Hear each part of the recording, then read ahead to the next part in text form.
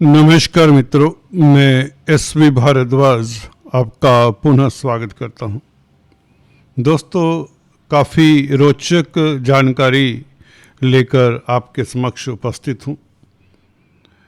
दोस्तों, 3 ग्रहों की बात करेंगे जो आपकी ज़िंदगी में निश्चित तौर से धन की बरसात करते हैं।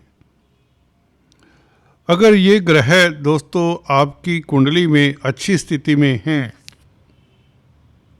तो निश्चित तौर से आपके पास अरबों रुपए होते हैं। करोड़ों की बात नहीं कर रहा, ये अरबों पति तक बना दिया करते हैं। बेसिक जो आपको पता है धन योग, वो एक आध तो होना ही चाहिए कुंडली में, पहली वो कंडीशन होती है। तो ये जो फिर ग्रह हैं, जिन 3 ग्रहों की बात करने जा रहा हूं, ये व्यक्ति को करोड़ोंपति नहीं अरबोंपति बनाते हैं। करोड़ोंपति तो कोई भी ग्रह बना सकता है, लेट मी टेल यू, सच बात तो ये है। देखिए, अगर कोई ग्रह, अगर चंद्रमा की ही बात करें, जिसे हम धन के मामलात में एक हल्का सा ग्रह मानते हैं, भी ये धन नहीं दे सकता इतना, या सूर्य की बात करें, सूर्य क्योंकि राजनीति के, स्वाभिमान के, प्राउड के कारक है, तो अगर सूर्य अच्छा होगा तो ये राजनीति से फ़ायदा देगा, राजनीतिज्ञ होगा, पर ये जरूरी नहीं वो राजनीतिज्ञ अरबोंपति ही हो, है ना। और भी कई तरह के फ़ायदे सूर्य दे सकता है। पिता पक्ष से लाभ हो, पैतृक संपत्ति मिल जाए, विरासत मिल जाए, पर वो अरबों की हो ये जरूरी नहीं है। सूर्य देता है धन, परंतु उसके साथ भी उसे बुध का साथ चाहिए होता, कई बार मंगल का साथ या गुरु का साथ चाहिए होता है। तो इनकी एक लिमिटेशन है।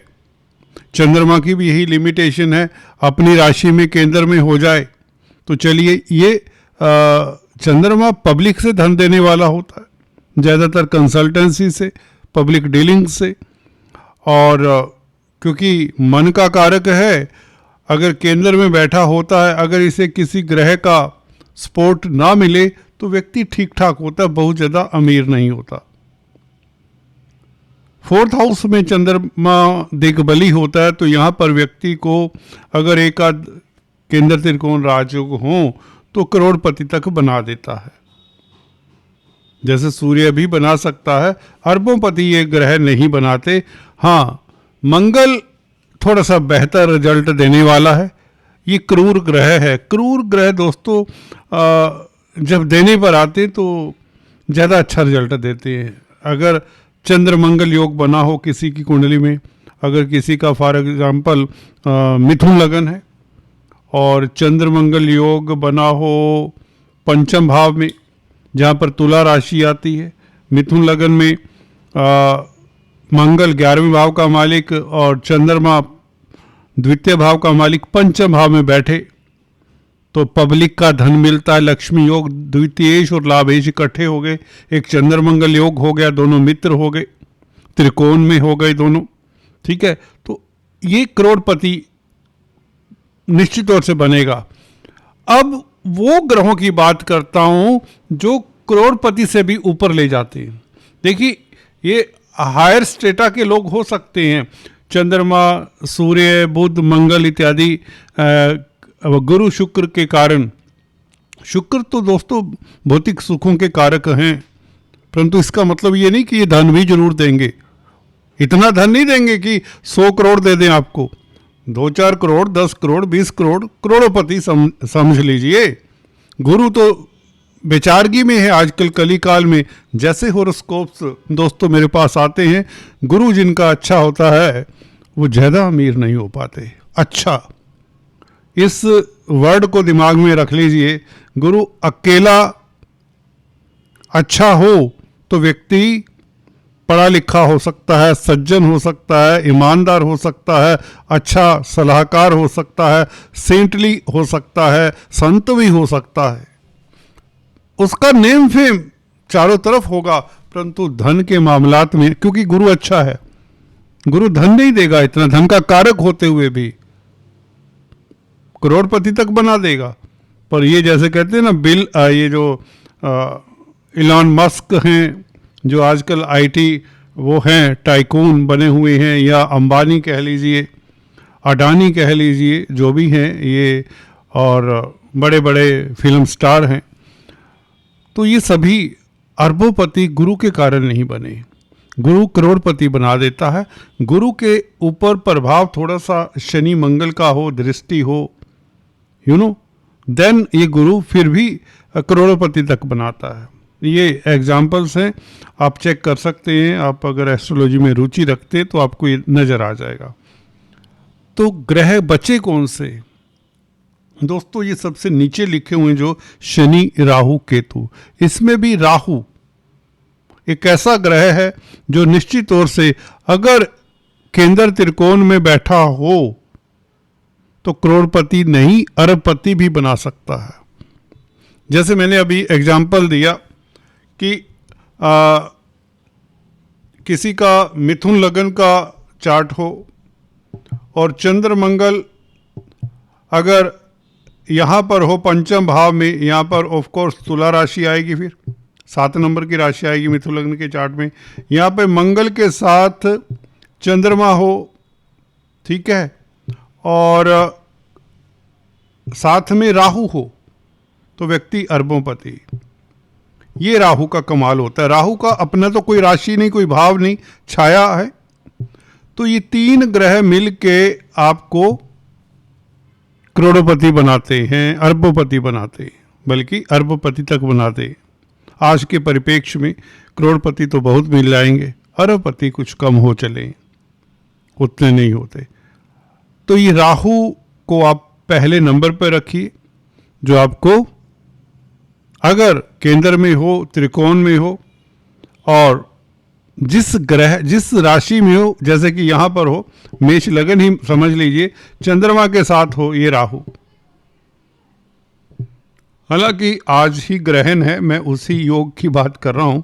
ये केतु के साथ है तो चंद्रमा, ये राहु के साथ हो जाए तो ये ग्रहण दोष तो है, परंतु चंद्रमा स्ट्रोंग भी है, दिग्बली भी है, तो कमाल होता है। अगर सूर्य समक्ष हो, सामने हो, तो व्यक्ति निश्चित रूप से अरबोपति होता है। ये योग डोनाल्ड ट्रंप की कुंडली में भी है, क्योंकि यहाँ पर चंद्र केतु हैं और सूर्य राहु सामने हैं। राहु की दृष्टि इस चंद्रमा के ऊपर, राहु हो केतु हो, ये एक ही बात है। ये दोनों ग्रह समझ लीजिए व्यक्ति के को अरबों तक पति बना देते हैं अगर इस तरह की स्थिति हो। कम से कम 2 ग्रहों का प्रभाव इस राहु या केतु के ऊपर शुभ होना चाहिए। जैसे चंद्रमा का प्रभाव है, सामने से सूर्य का प्रभाव पड़ जाए। सूर्य भी इस कुंडली में मैं बात कर रहा हूँ पंचमेश है, चंद्रमा चतुर्थेश है। अगर सिंह लगन की कुंडली है, डोनाल्ड ट्रंप की देख लीजिए, उनका चंद्रमा केतु 4th हाउस में है, हालांकि वृश्चिक राशि आती है, और 10th हाउस में राहु सूर्य हैं। कारण यही बने, मंगल की हालांकि दृष्टि है। देखिए यहाँ मंगल बैठे हुए लियो लगन में, मंगल भाग्यस्थान के मालिक हो जाते हैं। तो इस तरह से मंगल की चतुर्थ दृष्टि है डोनाल्ड ट्रंप की कुंडली में, तो दैट इज वे। तो राहु केतु ये 2 ग्रह तो कार्मिक ग्रह जिन्हें कहते हैं, जिनसे लोग डरते हैं। अगर यही थोड़े से ठीक हों, 2 अच्छे ग्रह, एक ग्रह से उतना नहीं करोड़पति तक बनाएगा, एक ग्रह के साथ संबंध हो। खाली राहु यहाँ पर बैठा हो, 4 नंबर की राशि में चंद्रमा भी अच्छा ही बैठा हो, उच्च का हो, धन भाव में उच्च का होगा चंद्रमा, अगर मेष लगन की कुंडली है तो व्यक्ति करोड़पति होगा। परंतु जैसे कि बताया, इस चंद्रमा राहु के ऊपर सूर्य का प्रभाव भी होना चाहिए। मेष लगन की ही कुंडली हो तो अरबपति, कोई टाल नहीं सकता। इसी तरह से केतु का प्रभाव भी यही बताता है। और शनि तो दोस्तों वो देते हैं, परंतु धीरे देते हैं, 50 के बाद बनाते हैं अरबपति, 50 से पहले बनाते ही नहीं। जिनका शनि उच्च का है, तुला राशि में उच्च का होता है, किसी भी भाव में हो, अगर खासकर 3, 6, 11 भावों में ये उच्च का है, मकर राशि का है, वृषभ राशि का है, या कुंभ राशि का है। फिर से बता दूं, शनि 3, 6, 11 भावों में शुक्र की राशि वृषभ, तुला और अपनी राशि मकर तथा कुंभ में है 3 से 11 में, तो व्यक्ति अरबपति बनता है, बशर्ते उसको एक ग्रह की सपोर्ट मिल जाए, और वो सपोर्ट इसे किसी भी ग्रह से मिल जाए। शनि के केस में ये नहीं है कि इसका दोस्त शुक्र और बुध ही से सपोर्ट करे तो मिलेगा ना, इसे कोई भी सपोर्ट कर सकता है। राहु केतु सपोर्ट करें, मंगल करे, सूर्य करे। शनि के केस में इसे कोई ना कोई केंद्र त्रिकोण का मालिक दृष्टि डाल दे तो अरबपति बनता है, परंतु 50 से पहले नहीं। 60s में ज़्यादातर मैंने देखे हैं व्यक्ति तरक्की स्टेडली करवाता है, धीमी गति से, शनि शनि। 40 में तो व्यक्ति को होश ही आता है, समझ ही आती है दुनिया की। 40 की एज में भले कितना भी वो शातिर क्यों ना हो, बड़े IT फील्ड में हो, बड़ा इंडस्ट्रियलिस्ट हो, उसे सही मायनों में काफ़ी अप्स एंड डाउन्स दिखाता है, दुनिया के बड़े तौर तरीके दिखाता है, झटके देते हैं, धोखे होते हैं, छला जाता है, विपरीत स्थितियों से वास्ता पड़ता है, तभी तो वह निखर कर आता है। कहते ना शनि कर्मफलदाता है, दंडाधिकारी है। और राहु तो अचानक दशा आई, कब लॉटरी लग गई, कब बिजनेस चल पड़ा, कब क्या हो गया पता नहीं। राहु राजनीति में भी ऊंचाइयां देते देर नहीं लगाता, बिजनेस में भी, मेडिकल फील्ड में, इंडस्ट्री में, कोई भी क्षेत्र हो। ये 3 ग्रह दोस्तों, मैंने अपने एक्सपीरियंस की बात कही है, जो ज़्यादातर अगर इस तरह के 2 शुभ ग्रहों से प्रभावित हो, केंद्र त्रिकोण में हो, 3 से 11 भावों में क्रूर ग्रह राहु केतु और शनि अच्छा ही फल देते हैं।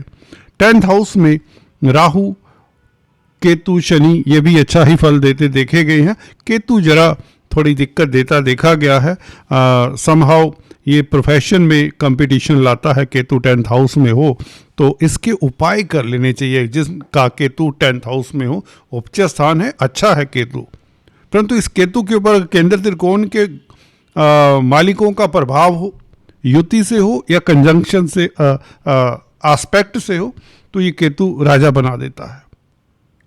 शनि के साथ हो तो थोड़ी दिक्कत देता है। 10th हाउस में अगर शनि अपनी राशि का ना हो तो ये पार्श्विक दोष बन जाता है, उसके लिए थोड़ा सतर्क रहना चाहिए। एक बात और किसी मेरे चाहने वाले ने पूछी, फॉलोअर्स ने, कि गुरु के साथ राहु का कॉम्बिनेशन केंद्र में हो तो कैसा।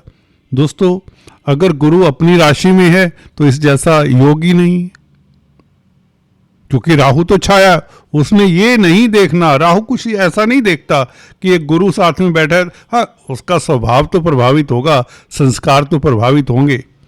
यहां पर गुरु देखिए अच्छा नहीं होगा, राहु के साथ गुरु चंडाल दोष बना है, तो ये गुरु भी प्रैक्टिकल एस्पेक्ट ज्यादा देखेगा, या यूं कहें गुरु की वो गुरुता, वो जेनरोसिटी, प्रैक्टिकल एस्पेक्ट के साथ जेनरोसिटी दिखेगी।